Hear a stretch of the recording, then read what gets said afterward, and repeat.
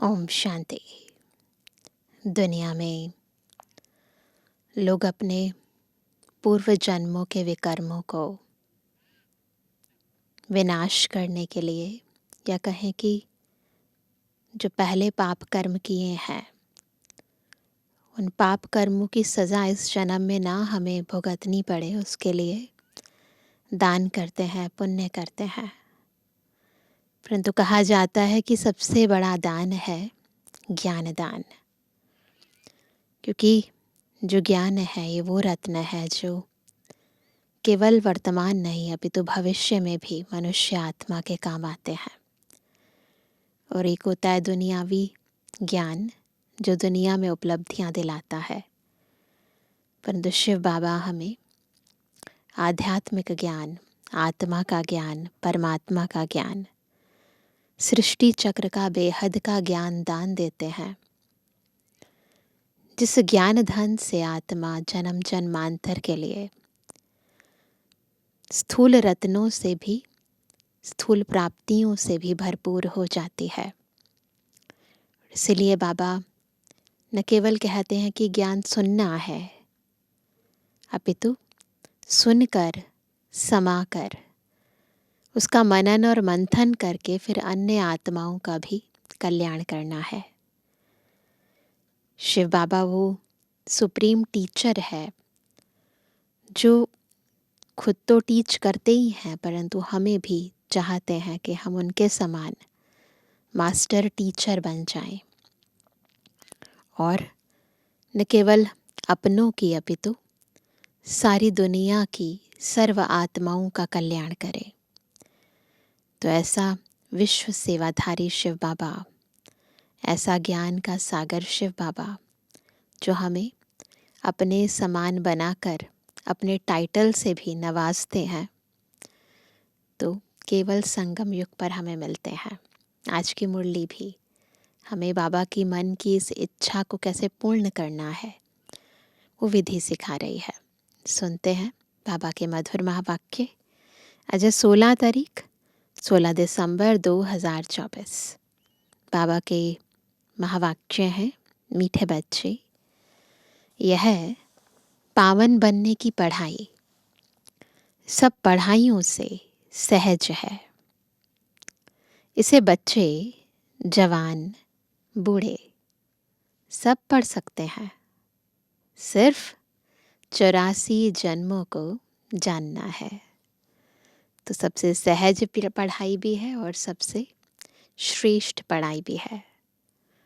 प्रश्न है, हर एक छोटे व बड़े को कौन सी प्रैक्टिस ज़रूर करनी चाहिए? उत्तर है, हर एक को मुरली चलाने की प्रैक्टिस ज़रूर करनी चाहिए, क्योंकि तुम मुरलीधर के बच्चे हो।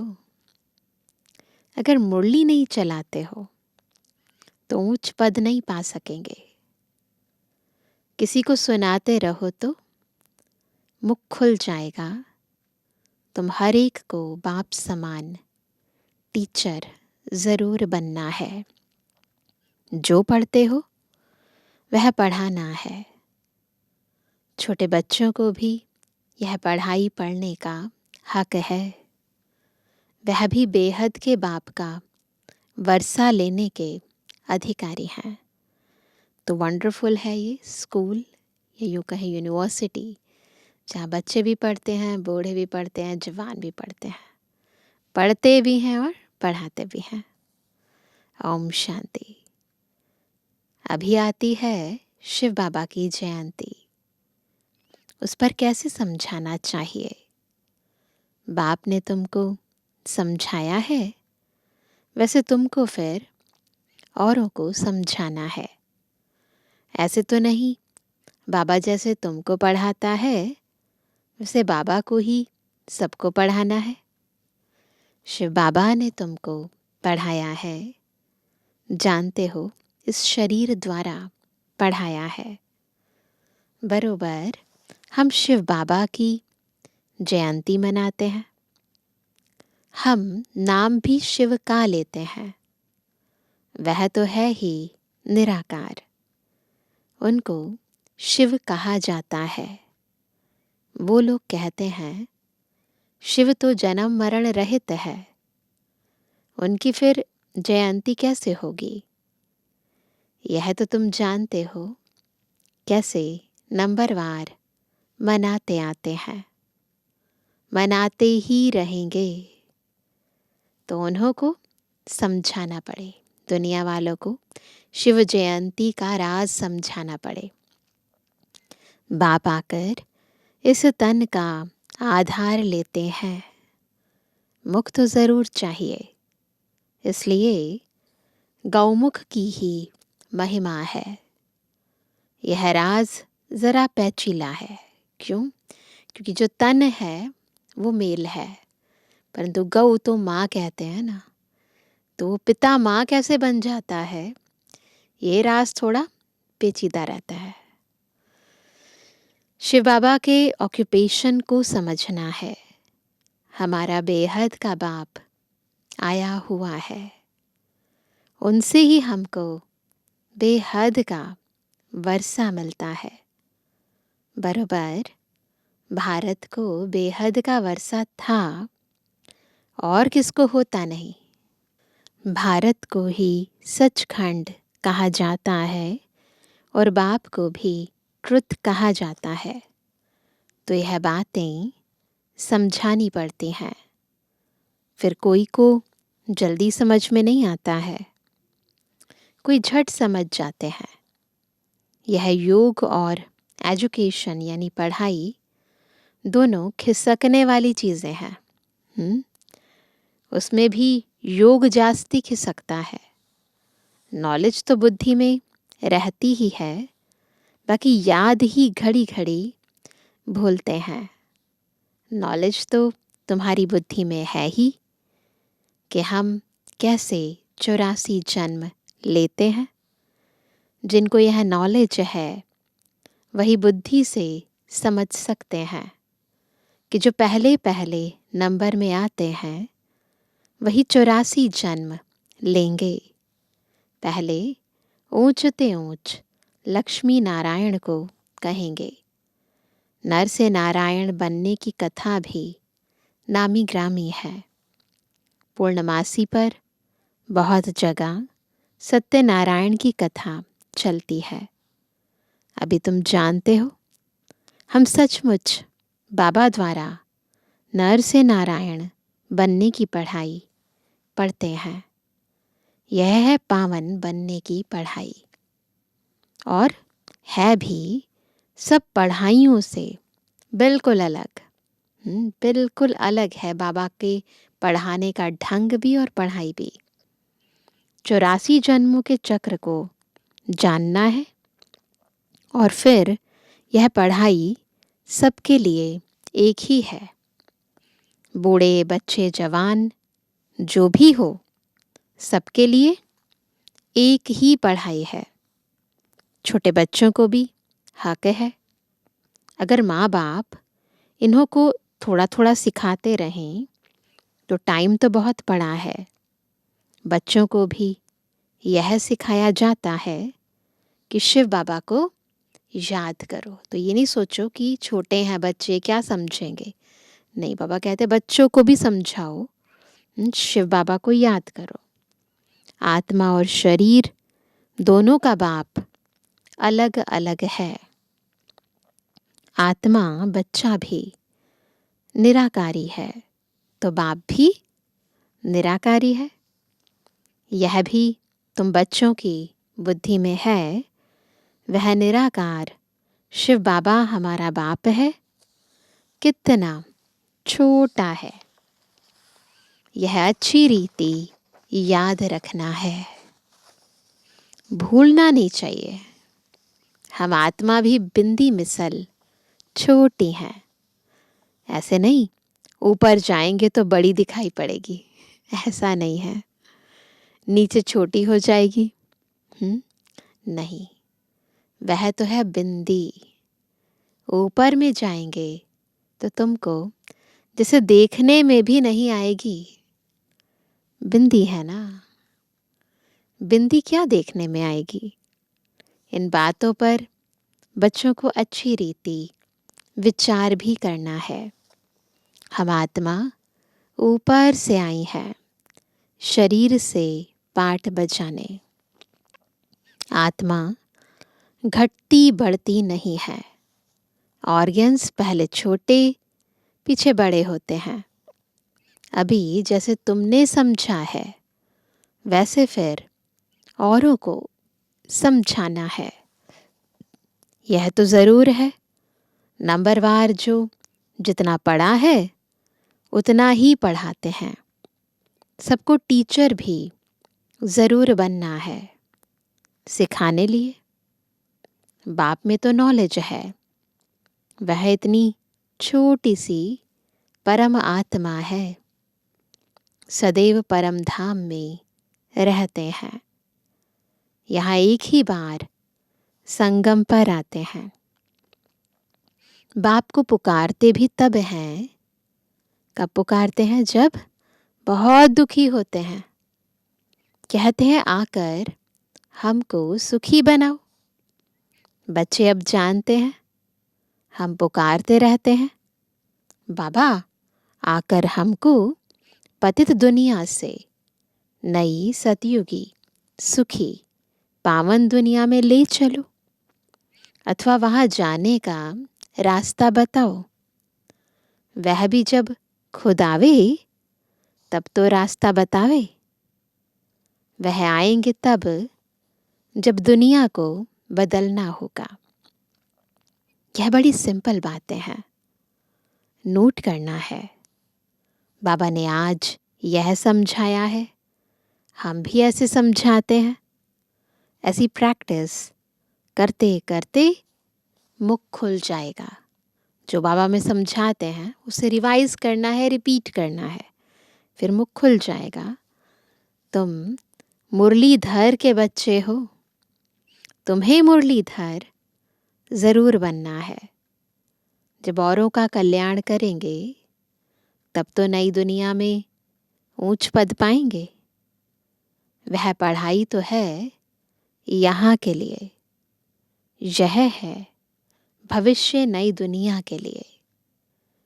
वहाँ तो सदैव सुख ही सुख है।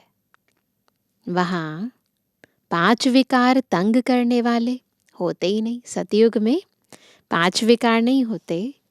यहाँ रावण राज्य अर्थात पराये राज्य में हम हैं। तुम ही पहले अपने राज्य में थे। तुम कहेंगे नई दुनिया, फिर भारत को ही पुरानी दुनिया कहा जाता है। गायन भी है, नई दुनिया में भारत। ऐसे नहीं कहेंगे कि नई दुनिया में इस्लामी बौद्धि।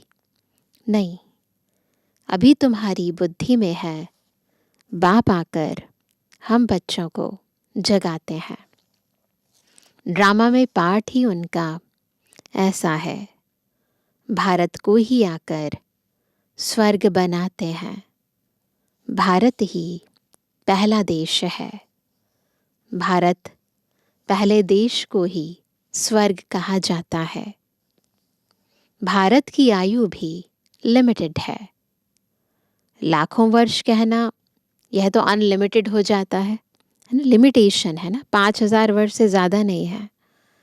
लाखों वर्ष की कोई बात स्मृति में आ ही ना सके। नया भारत था, अब पुराना भारत ही कहेंगे। भारत ही नई दुनिया होगी।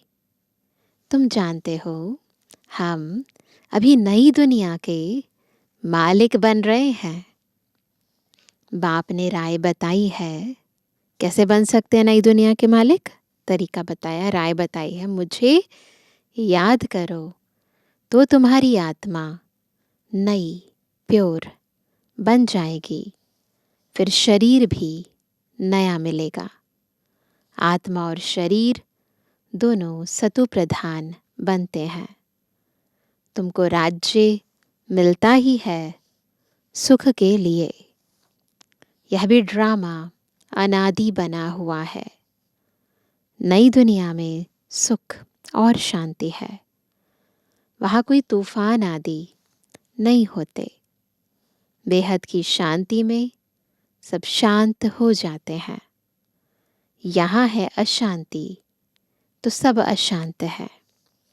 सतयुग में सब शांत होते हैं, आत्मा बिल्कुल अपने स्वधर्म में स्थित रहती है। वंडरफुल बातें हैं ना। यह अनादि बना बनाया खेल है। यह है बेहद की बातें। वह हद की बैरिस्ट्री, इंजीनियरी आदि पढ़ते हैं।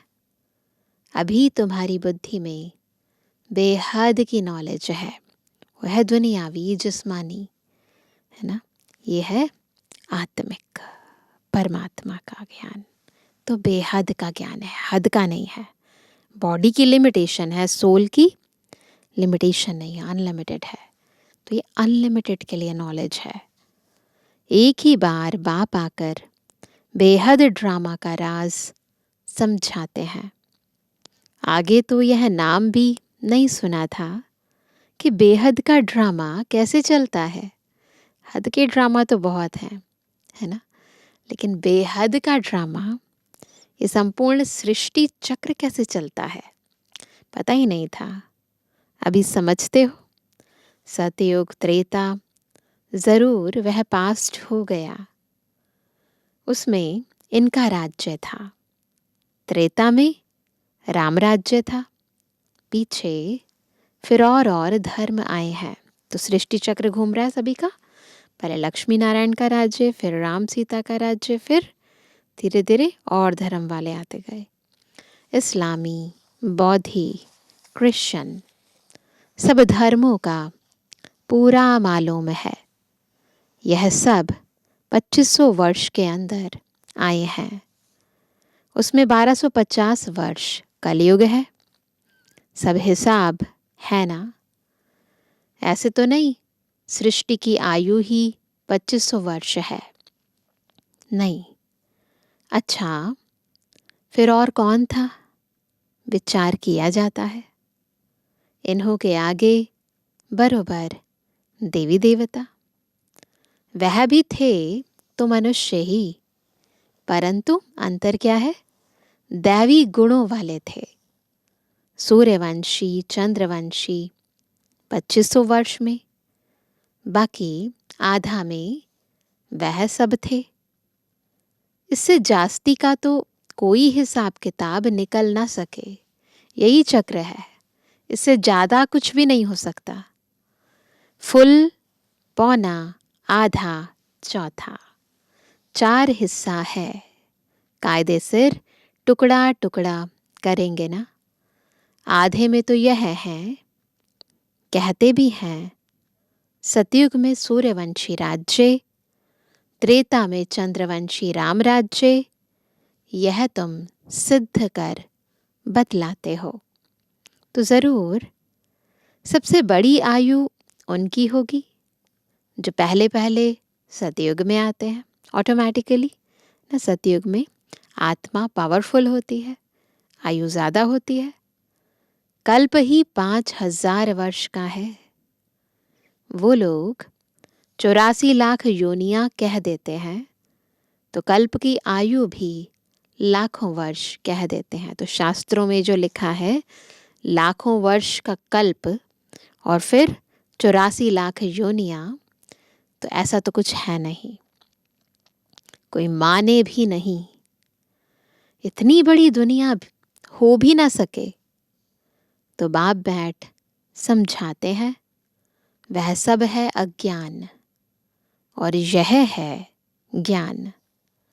ज्ञान कहाँ से आया यह भी किसको पता नहीं है।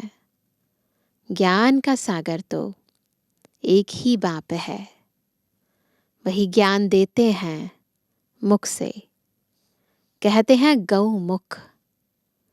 इस गौ माता से तुम सबको एडॉप्ट करते हैं। यह थोड़ी सी बातें समझने में तो बहुत सहज हैं। एक रोज समझाकर फिर छोड़ देंगे तो बुद्धि फिर और बातों में लग जाएगी। तो कंटिन्यूटी बनाना बहुत ज़रूरी है। थोड़ा भी बीच में गैप किया ना तो बुद्धि बिल्कुल पारे मिसल इधर उधर भटकने लग जाएगी। स्कूल में एक दिन पढ़ा जाता है या रेगुलर पढ़ना होता है? रेगुलर पढ़ते हैं ना। नॉलेज एक दिन में नहीं समझी जा सकती है। एक दिन में कोई भी ज्ञान समझ में नहीं आ सकता है। इसलिए बाबा ने कहा नॉलेज एक दिन में नहीं समझी जा सकती है। बेहद का बाप हमको पढ़ाते हैं तो ज़रूर बेहद की पढ़ाई होगी। बेहद का राज्य देते हैं। भारत में बेहद का राज्य था ना। यह लक्ष्मी नारायण बेहद का राज्य करते थे। किसको यह बातें स्वप्न में भी नहीं है ना। ये बातें हम ही करते हैं, बाकी तो सपने में भी कोई सोच नहीं सकता। जो पूछे कि इन्होंने राज्य कैसे लिया, उन्होंने प्योरिटी जांचती थी। योगी है ना, इसलिए आयु भी बड़ी होती है। हम ही योगी थे, फिर 84 जन्म ले भोगी भी जरूर बनना है। मनुष्य नहीं जानते कि यह भी जरूर पुनर्जन्म में आए होंगे। ऐसा सोच भी नहीं सकते कि लक्ष्मी नारायण फिर उन्होंने दूसरा जन्म लिया होगा, फिर तीसरा, फिर चौथा। तो ऐसा तो सोचते ही नहीं है। इन्हों को भगवान भगवती नहीं कहा जाता। इनसे पहले तो कोई है नहीं जिसने 84 जन्म लिया हो। तो 84 जन्म इन्हीं की आत्मा लेती है और इनके साथ आने वाली इनकी वंशावली। पहले पहले जो सतयुग में राज्य करते हैं वही 84 जन्म लेते हैं, फिर नंबरवार नीचे आते हैं। हम आत्मा सो देवता बनेंगे, फिर हम सो क्षत्रिय, हम सो वैश्य, फिर शूद्र, फिर ब्राह्मण, है ना। डिग्री कम होगी ऑटोमेटिकली। गाया भी जाता है पूज्य सो पुजारी। सतो प्रधान से फिर तमो प्रधान बनते हैं। ऐसे पुनर्जन्म लेते लेते नीचे चले जाएंगे। यह कितना सहज है। हर चीज़ नए से पुरानी होती है, नॉर्मल है। परंतु माया ऐसी है, इतनी इजी बात है, परंतु माया ऐसी है जो सब बातें भुला देती है। यह सब पॉइंट्स इकट्ठी कर किताब आदि बनाए, लेकिन वह तो कुछ रहेंगी नहीं। फिर भी बनाई है ना। यह टेम्परेरी है। बाप ने कोई गीता नहीं सुनाई थी। बाप तो जैसे अब समझा रहे हैं ऐसे समझाया था। यह वेद शास्त्र आदि सब बाद में बनते हैं। यह सब होल लॉट जो है विनाश होगा तो यह सब जल जाएंगे। सतयुग त्रेता में कोई पुस्तक होता नहीं, वहाँ कोई पुस्तक नहीं होती। फिर भक्ति मार्ग में बनते हैं।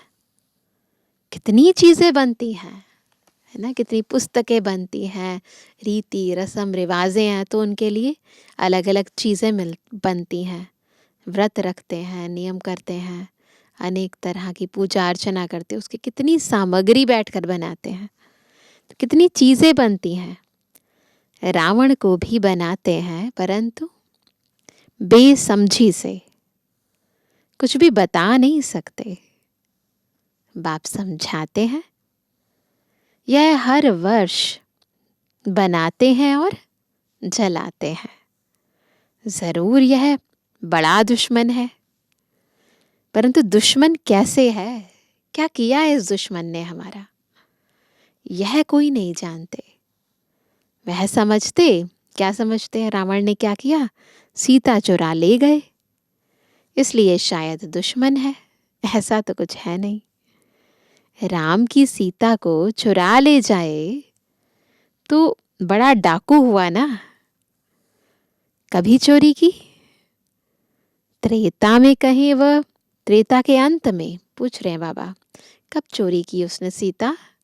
त्रेता में की थी या उसके एंड में की थी? इन बातों पर भी विचार किया जाता है। कभी चोरी होनी चाहिए, मतलब कब चोरी करनी चाहिए? कब हम अपने आप को भूल गए? कब हम विकारों के वशीभूत हो गए, है ना? कौन से राम की सीता चोरी हुई? वो राम कौन था? राम सीता की भी राजधानी चली है क्या? एक ही राम सीता चले आए हैं क्या? तो थोड़ा सा बैठकर विचार करना चाहिए। यह तो शास्त्रों में जैसे एक कहानी लिखी हुई है। विचार किया जाता है, कौन सी सीता? 12 नंबर होते हैं ना राम सीता, है ना? 12 गद्दियाँ चलती है ना, राम सीता 1 2 3 4 5 6 7 8 9 10 11 12। तो कौन सी सीता को चुराया, ये भी सोचना चाहिए। ज़रूर पिछाड़ी का होगा, एंड वाला होगा। यह जो कहते हैं राम की सीता चुराई गई, अब राम के राज्य में सारा समय एक का ही राज्य तो नहीं होगा, ज़रूर डिनाइस्टी होगी। तो कौन से नंबर की सीता चुराई? यह सब बहुत समझने की बातें हैं। तुम बच्चे बड़ी शीतलता से किसी को भी यह सब राज समझा सकते हो कि कौन से राम की सीता चुराई गई ना। बाबा है राम और हम आत्माएं हैं उस राम की सीताएं। तो रावण के वश कब हो गई, है ना? ये सब बातें बहुत ही खोल कर इन कहानियों के भावार्थ को समझाना बहुत ज़रूरी है। तो बाबा कहते हैं, बाप समझाते हैं, भक्ति मार्ग में मनुष्य कितना धक्का खाते खाते दुखी हो गए हैं। जब अति दुखी होते हैं तब क्या करते हैं? तब रड़ियाँ मारते हैं। बाबा इस दुख से छुड़ाओ। रावण तो कोई चीज़ नहीं है ना, कोई ऐसी चीज़ नहीं है, कोई व्यक्ति नहीं है। तो रावण तो कोई चीज़ नहीं है ना। अगर है तो अपने राजा को फिर हर वर्ष मारते क्यों हैं? रावण की ज़रूर स्त्री भी होगी, दिखाते हैं ना, मंदोदरी दिखाते हैं। मंदोदरी का बुत बनाकर जलाएं, ऐसा कभी देखा नहीं है। तो बाप बैठ समझाते हैं, यह है ही झूठी माया, झूठी काया, झूठा सब संसार। सब देह भानवश लिखी गई बातें हैं। इनका आध्यात्मिक अर्थ है, प्रैक्टिकल में कुछ ऐसा नहीं हुआ है। अभी तुम झूठे मनुष्य से सच्चे देवता बनने बैठे हो। किस लिए बैठे हैं? झूठे मनुष्य से सच्चे देवता बनने के लिए। फर्क तो हुआ ना, वहाँ तो सदैव सच बोलेंगे, वह है सचखंड, यह है झूठ खंड। तो झूठ ही बोलते रहते हैं, बॉडी कॉन्शियसनेस में रहकर बात भी करते हैं, कर्म भी करते हैं। अच्छा, मीठे मीठे सर्व से एबल आज्ञाकारी बच्चों पर माता पिता बाप दादा का याद तारा। Good morning. रूहानी बच्चों की, रूहानी बाप दादा को गुड मॉर्निंग, नमस्ते नमस्ते नमस्ते। धारणा के लिए मुख्य सार पहला, ज्ञान सागर बाप जो रोज़ बेहद की पढ़ाई पढ़ाते हैं, उस पर विचार सागर मंथन करना है। जो पढ़ा है वह दूसरों को भी ज़रूर पढ़ाना है।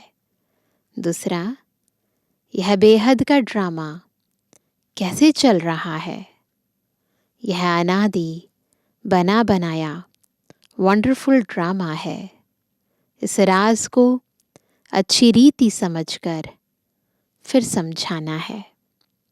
वरदान है, पवित्रता की श्रेष्ठ धारणा द्वारा एक धर्म के संस्कार वाले समर्थ सम्राट भव। कैसे बनेंगे समर्थ सम्राट? उसकी विधि है, सबसे इंपॉर्टेंट धारणा कौन सी करनी? पवित्रता की। तो पवित्रता की धारणा से एक धर्म के संस्कार बनाने हैं, तब बनेंगे समर्थ सम्राट। आपके स्वराज्य का धर्म यह है स्वराज्य। तो स्वराज्य का जो धर्म अर्थात धारणा है पवित्रता। एक धर्म अर्थात एक धारणा, स्वप्न व संकल्प मात्र भी अपवित्रता अर्थात दूसरा धर्म ना हो। क्योंकि जहाँ पवित्रता है वहाँ अपवित्रता अर्थात व्यर्थ व विकल्प का नाम निशान नहीं होता। अगर पवित्रता है तो व्यर्थ या अपवित्रता का नाम निशान नहीं होगा। ऐसे संपूर्ण पवित्रता के संस्कार भरने वाले ही समर्थ सम्राट हैं। अभी के श्रेष्ठ संस्कारों के आधार से भविष्य संसार बनता है। अभी के संस्कार भविष्य संसार का फाउंडेशन है। स्लोगन है, विजयी रत्न वही बनते हैं जिनकी सच्ची प्रीत एक परमात्मा से है। तो विजयी बनना है ना, तो उसके लिए हमारी सच्ची प्रीत केवल एक शिव बाबा से, एक परमात्मा से होनी चाहिए। अभी सुनते हैं आज का अव्यक्त इशारा। संतुष्टता के गुण को धारण कर हद के मेरे तेरे के चक्र से मुक्त रहो। संतुष्टता सदा निर्विकल्प एक रस के विजयी आसन की अधिकारी बनाती है। किस चीज की अधिकारी? निर्विकल्प एक रस के विजयी आसन की अधिकारी बनाती है। संतुष्ट मणियां सदा बाप दादा के दिल तख्त नशीन सहज स्मृति के तिलकधारी, बाबा के दिल तख्त पर बैठने वाली सदा स्मृति के तिलकधारी, सदा जो जो बाबा ने सम्मान दिए हैं, जो स्मृतियां दिलाई हैं, उनकी स्मृति की स्थिति में रहने वाली, तो तिलकधारी विश्व परिवर्तन की सेवा के ताजधारी बन। तो ताज, तिलक और तख्त अपने संपन्न स्वरूप में स्थित रहते हैं। यह संतुष्टता ही ब्राह्मण जीवन का जीयदान है ना। तो इसलिए संतुष्ट बनना है और सबको संतुष्ट रखना है। अच्छा, ओम शांति।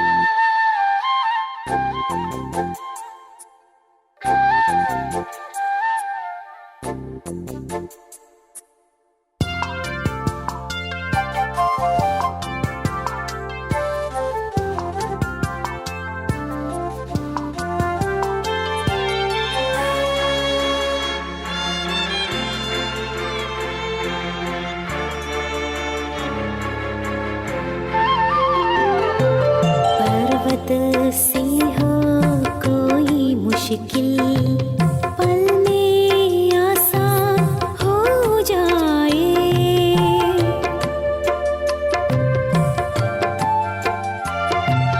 ये पल है ऐसा जो एक पल में लाखों के भाग्य जगा जाए। शीतल शीतल किरणें किरणें मन में आनंद भरता है।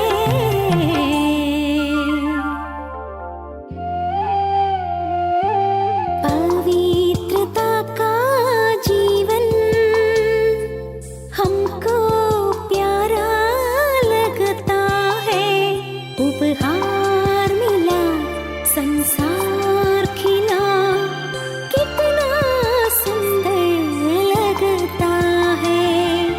पवित्रता का जीवन।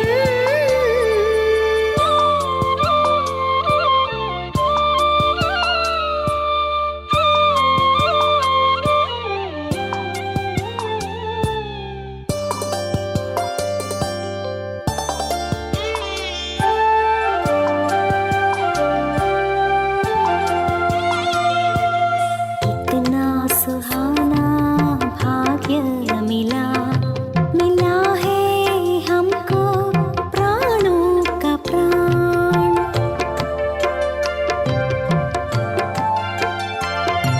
सांस संकल्प ये